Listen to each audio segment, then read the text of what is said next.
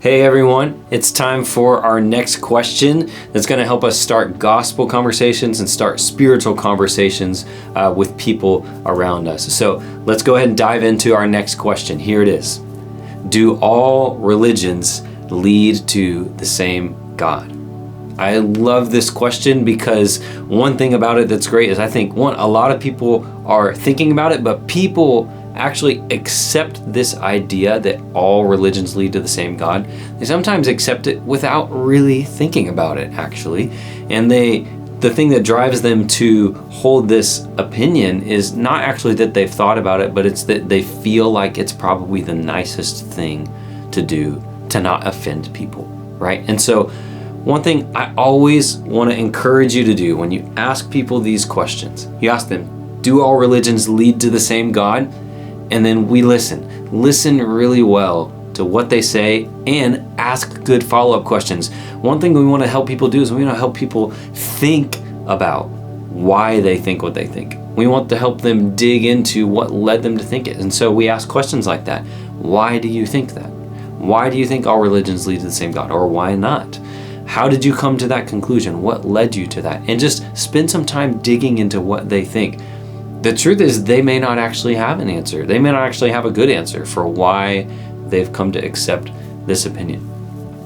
But after all of our digging and listening, which we need to do really well, we have to be ready to give an answer for the faith that we have, which our faith is in Jesus, right? So we want to help people navigate this conversation in a way that defends the truth of the Bible and also that we can share the gospel with people as we do it. Okay, so I want to give you a couple tips and a couple scriptures that will help you navigate this conversation to make clear what Jesus says is the way of salvation. So one thing is that the obvious answer to this question is that no, all religions don't lead to the same God. And there's a couple tips I'm going to give you to help you make that clear, right?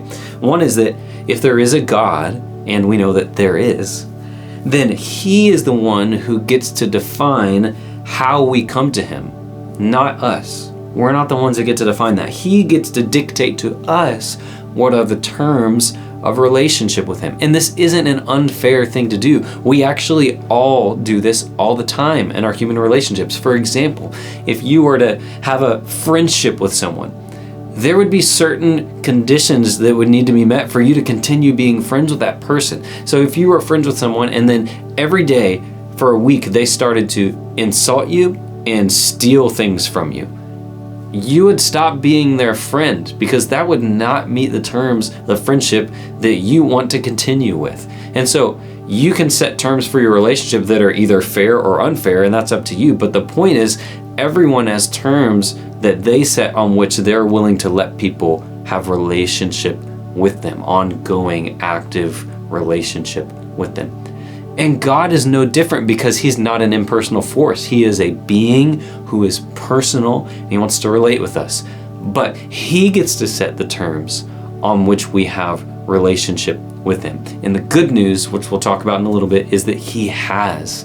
And we'll show some scripture to do that. Another tip, another way you could go with this question is to just simply show that the claims of religions that are mutually exclusive to each other, mean that they can't agree, they by nature they disagree, there is an abundance of them. Religions disagree about all kinds of things, about morality and about justice and about what will bring peace and about what the afterlife even looks like. They even disagree about what God is like. They disagree about how many gods there are. They disagree about if there even is a God at all. And so all these religions aren't even saying that there is the same endpoint.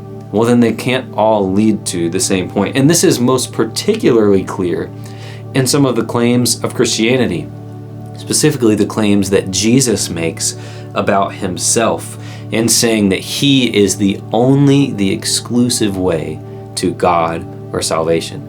And the important thing about exclusive claims, okay, is that if you make an exclusive claim, by very nature of a claim being exclusive, what that means is that if this is right, then all other claims are wrong. And that if any other claims are right, then this must be wrong. That's what it means to be exclusive. It means it's only this or it's not at all. The only way for it to be this is for it to be only this, the exclusive claim, right? And so let's look at some of those claims where God defines the terms of a relationship and Jesus makes exclusive claims about himself. The first one is John 14:6, okay? So I want to read that for you. This is what Jesus says about himself in John 14:6. Jesus said to him, I am the way and the truth and the life. No one comes to the Father except through me. So right there, Jesus makes an exclusive claim about himself and he says, I am the only way to God, right? And then we have Acts chapter 4, verses 11 and 12. And here's what it says.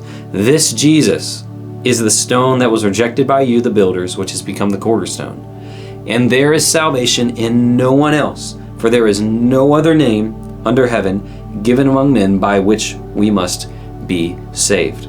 And so this is another exclusive claim found right here in the Bible that says Jesus, that there is salvation found in no one else other than him.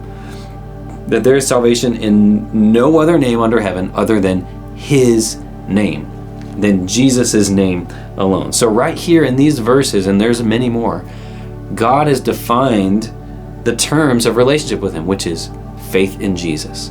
We have to come to him in this way because those are the terms that he has said, right? And not only that, but the claims that Jesus makes about himself, they are exclusive, which means that they can't mesh with other claims of other religions about how to be right with God and how to have salvation, right? Because the very nature of his claims are exclusive. He's saying that there is only one way to God, and it's through him, which means if there's only one, that there cannot be multiple, right? And so this is what we want people to hear from us. We want them to hear that there is one way to salvation with God, and it is the gospel. It's believing in Jesus, who he said he was and what he did to make us right with God. And we want to call people to respond to that. So if Jesus is making these huge claims about himself, these exclusive claims, not only are these important because they're exclusive, but because they're so huge that he is the only way to God,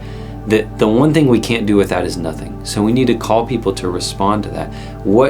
How would you respond to Jesus' claim that he's the only way to God, that he's the only way for there to be salvation?